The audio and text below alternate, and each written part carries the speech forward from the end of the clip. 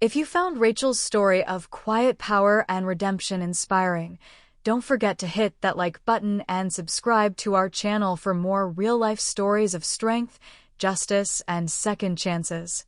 We share weekly content made especially for those who know it's never too late to rise, reclaim your worth, and rewrite your legacy.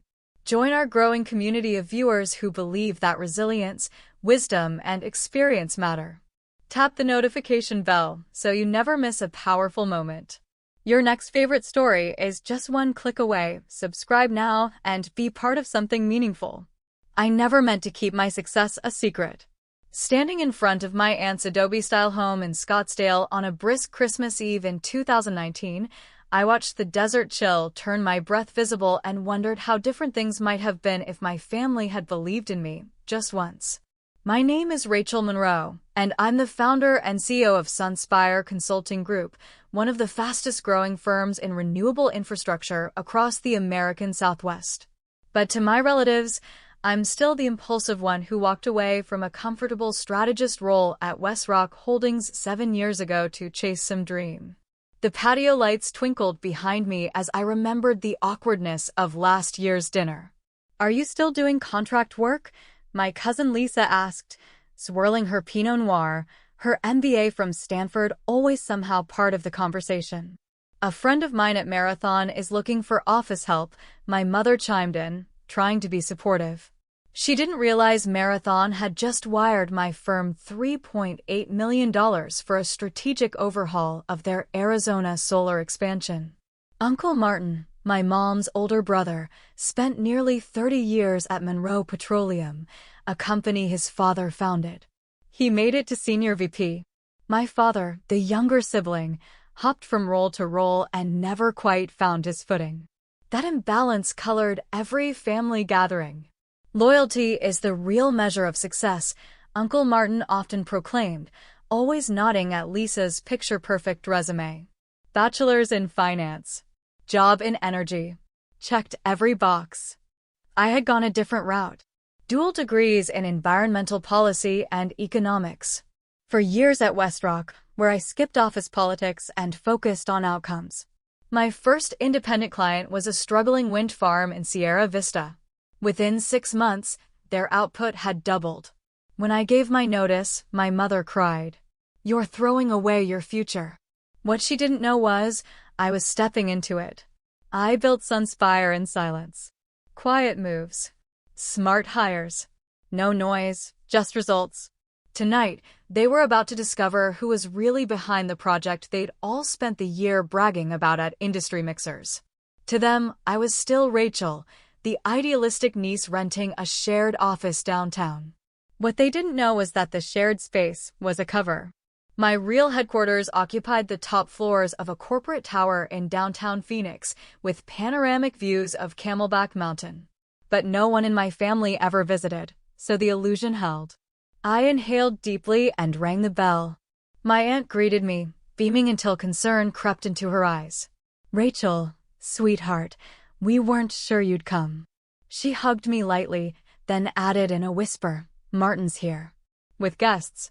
Maybe don't bring up your little firm tonight." Inside, the house glowed with holiday warmth. Laughter, finger foods, and the faint scent of cinnamon filled the air. Executives in navy suits sipped whiskey and traded business cards.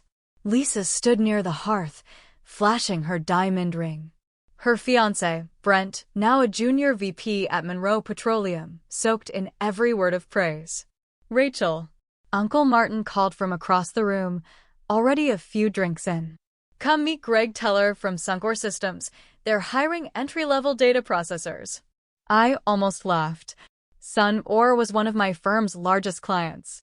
We were wrapping a $120 million asset shift for them into geothermal. But to them, I was just Rachel, another Monroe who never quite lived up to the name. And just as I opened my mouth to respond, my uncle turned, flanked by 2 board members, his voice booming with that same unshakable confidence. "These acquisition talks with Novage are dragging," my uncle muttered, swirling his bourbon. I froze for a moment. Novage was mine.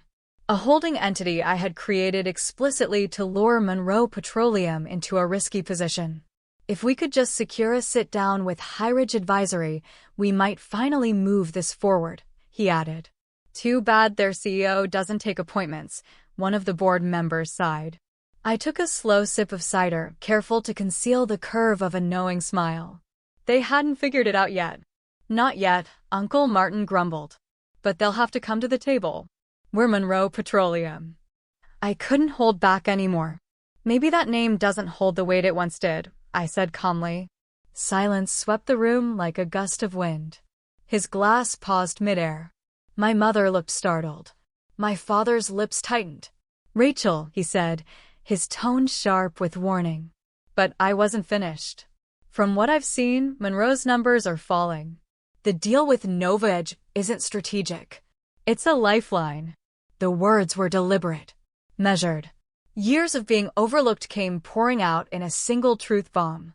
Uncle Martin's face flushed crimson. You've got some nerve, he barked. What could you possibly understand about running a real company? My father clutched my arm and steered me toward the kitchen. Once the door shut, his voice dropped to a furious whisper. What the hell was that? You just humiliated me in front of my brother and the entire board. I was being honest, I replied. You've always been reckless, he snapped. With your little advisory gig, pretending you understand how business works. The door creaked again. Lisa appeared, leaning against the frame, her fiancé Brent smirking at her side. Maybe Rachel should head out, she offered sweetly. Uncle Martin doesn't need any more stress tonight. The merger actually matters. My father didn't even flinch. She's right. Go. We don't need your input. You're a glorified consultant at best. I scanned their faces. My father's shame. Lisa's smugness. My mother, quietly looking away. 5 years of building something powerful in the shadows for this? All right, I said, reaching for my coat. But don't forget tonight. Tomorrow will change everything. Brent chuckled. Sure. Can't wait to see what you're planning. I smiled, picturing the contract folder waiting on my desk, signed by yours truly, R. Monroe, CEO of Highridge Advisory. Merry Christmas, I said coolly, stepping into the crisp desert air. By sunrise, I was already in the office. The city was just beginning to wake, but our firm was already humming. Morning, Ms. Monroe, Emma greeted, handing me an espresso. Only a select few knew that Rachel Monroe and the elusive CEO behind NovaEdge and Highridge were one and the same. That was about to change. If anyone's ever underestimated you, I said to myself, you know how satisfying this part feels. Emma returned with her tablet. The Monroe Petroleum delegation is scheduled for 10 a.m. Your uncle called again. Wants to bump it up. I settled behind my desk. Polished walnut. Handmade. Behind me, floor-to-ceiling windows framed the Phoenix skyline. Custom lighting. Modern art. Nothing about the space begged for approval. It simply commanded it. This wasn't their world anymore. It was mine. And they were about to see it. All of it. Here, no one questioned my competence. How many are attending? I asked, scanning the NovaEdge acquisition briefing. 8. Emma replied. Martin Monroe, for board members, their acting CEO, plus your father, Lisa, and Brent. Of course. Lisa had just been elevated to Director of Strategic Development, a reward for obedience, not results. I exhaled slowly, my father's voice from last night still echoing in my mind. Emma gave a subtle nod. She knew what this meant. Call Thomas at NovaEdge, I said. Time to cue the performance. Thomas managed my shell company. He knew exactly when and how to step in. At 9:45, Emma buzzed through the intercom. They're here, early, as predicted. Let them wait until the hour. The room was still. I stood, grounding myself. No more hiding. No more deflecting. Exactly at 10 o'clock, their silhouettes emerged behind the frosted glass, the familiar shape of my uncle shifting impatiently, my father's rigid stance, Lisa whispering to Brent like a stage whisper in a school play. I straightened my jacket, checked my reflection, and opened the door. They froze. "Good morning," I said, walking toward the end of the long glass table. Martin squinted. "Sorry, we're here to meet Highridge's CEO. We have an appointment with our Monroe." "You do," I replied calmly. "I'm Rachel Monroe, CEO of Highridge Advisory Group and executive lead on the NovaEdge deal." Chairs creaked. The air grew thick. My father blinked. "That's not possible." "She's lying," Lisa cut in, her voice sharp and rising. "Please take a seat," I said with ease. And one by one, they did. "Emma," I called. "Go ahead." She entered with a stack of prepared documents, each personalized, each devastating in its clarity. As she passed them out, I watched the first signs of panic ripple across the table. The same family who once called me the dreamer now sat across from me, realizing they'd walked straight into my boardroom. My uncle adjusted his cufflinks. "So, this whole time NovaEdge was your setup?" "I prefer the term strategy," I said.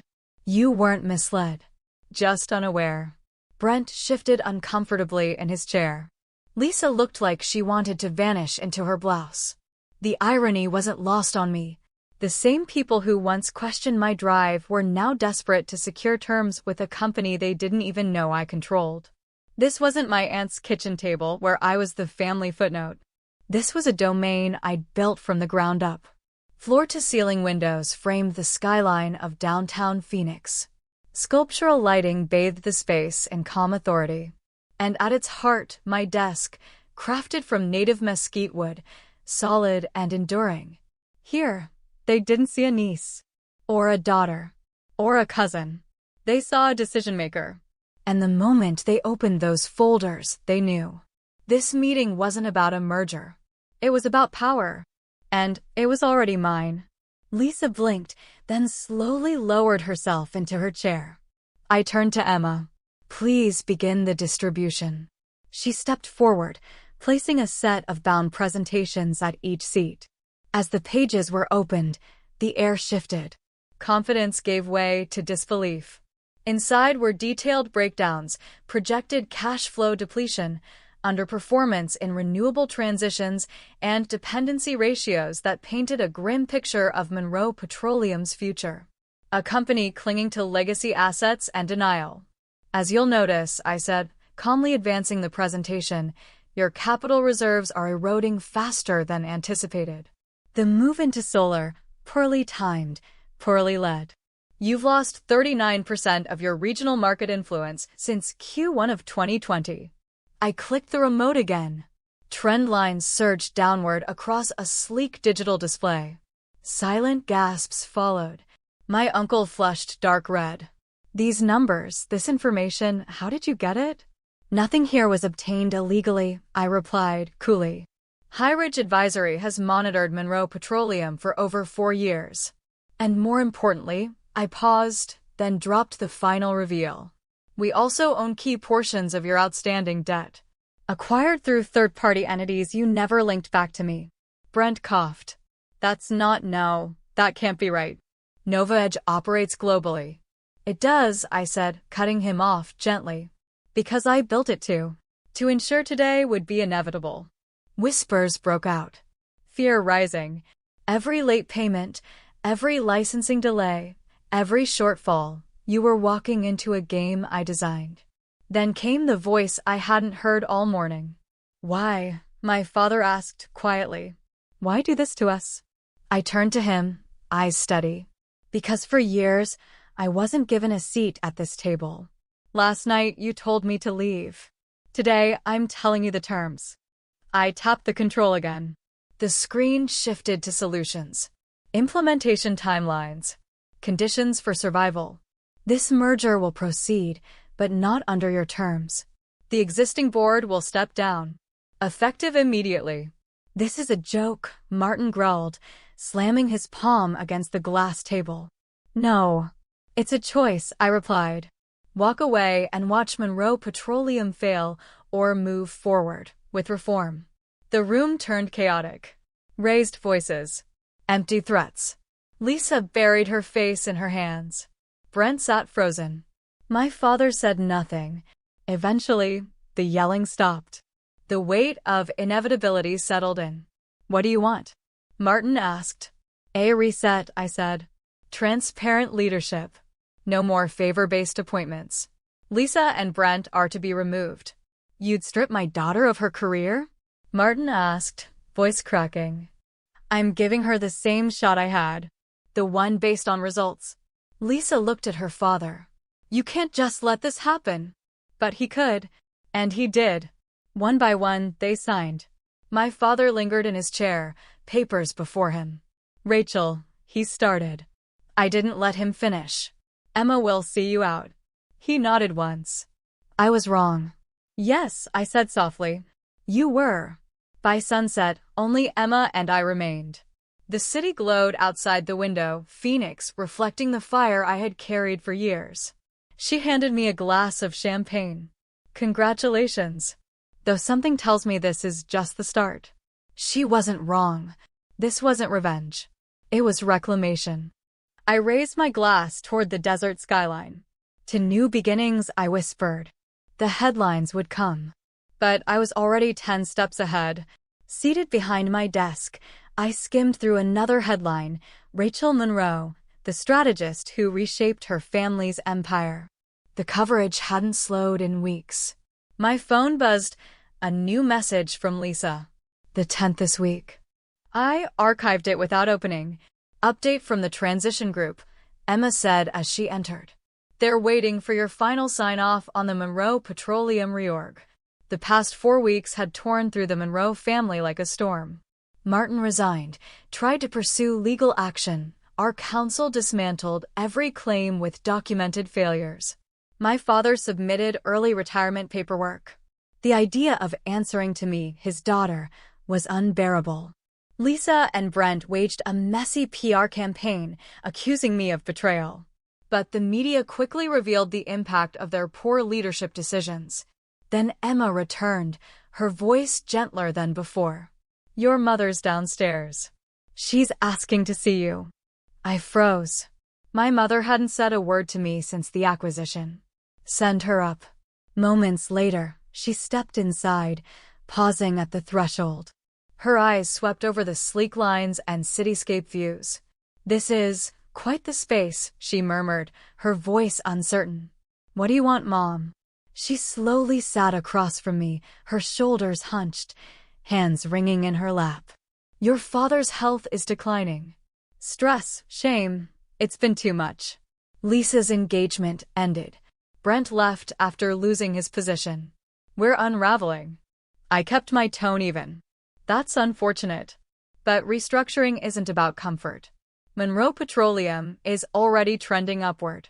"I'm not here about the company," she said softly. "I came because I don't understand. You built something incredible. We thought you were struggling. Why keep it from us?" A dry smile crossed my lips. "Because everyone I had was invisible to you. When I landed my first 7-figure contract, you were busy toasting Lisa's promotion. When I acquired my second firm, you sent me job postings for receptionist roles. We were trying to help," she whispered. "No, you were trying to fit me into your idea of success." Her eyes filled with tears. "We were wrong." "I know," I said. "But I gave you years to see me. You chose not to. Can't we try again?" "Monroe Petroleum is recovering," I replied. "That's where my focus lies. Emma will walk you out."